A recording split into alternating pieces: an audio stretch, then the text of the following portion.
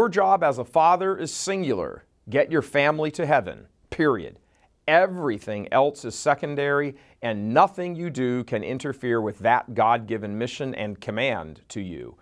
When it comes to fathers and sons, especially these days, there are some intense challenges. A young boy enjoys his youthful innocence. There is a purity about him that he may not recognize until he no longer has it. And all the men out there know exactly what I'm talking about. He can easily mourn for it as adolescence and puberty come upon him, and only then does he recognize that he was once pure, innocent, and what was once effortless now seems impossible, remaining pure. Dad, this is where you must rise to the occasion. Your emotional and spiritual availability to your son or sons can set them on a path of virtue, even if it is an intense struggle at times. These new feelings and drives and thoughts are just that to your boy, your developing man. New. He has never experienced things like this before. It's almost a darn certainty he ain't going to talk about this stuff with Mom, and it's something of a safe bet that Mom isn't really relishing that conversation either. And that's just it. It's not a conversation. This crucial time in a boy's life requires a safe place for him to always feel free to talk with you about his struggles. Masturbation, unchaste thoughts, just plain old physical realities of that age must be able to be discussed. There is that delicate balance, of course, of being discreet in your vocabulary while at the same time direct enough to allow sufficient clarity. And your boy should not feel that it's lecture time. It's learning time, not lecture. Find a way to discuss things with him in a way that will awaken his intellect and embolden it so it takes mastery over his body.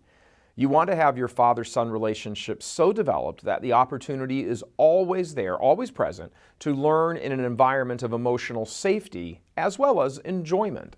Learning to be a man, to become a man, while certainly chock full of struggles, should always also have a sense of the joy that growing to manhood inevitably involves, if developed correctly. Your son should feel free to come to you and talk about a sexual issue, just as he is free to come and talk to you about sports or hobbies or schoolwork or his future. Life has struggles. This is just one area of struggle. Granted, a pretty tough one at times, but still just one of many. Help him see that part of becoming a man is to learn how to give up and sacrifice himself for the greater good. And there are a billion examples of that he can immediately relate to. The lesson of sports is just that. If you want to win, you got to sacrifice. If the team is going to win, then you must be unselfish and take one for the team. Most young guys like weapons and are captivated by war or combat. What an opportunity to sit with your son, for example, and watch a well-done war movie and talk about the sacrifices the soldiers made. Engage his mind. On one rudimentary level, he is already equipped to understand all of this. He needs you to help him see it correctly. Sports, war, academics all involve using the will to conquer the body, disciplining the will.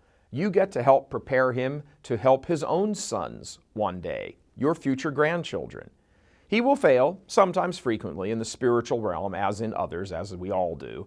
This is where you must encourage confession and the sacraments and a devotional life.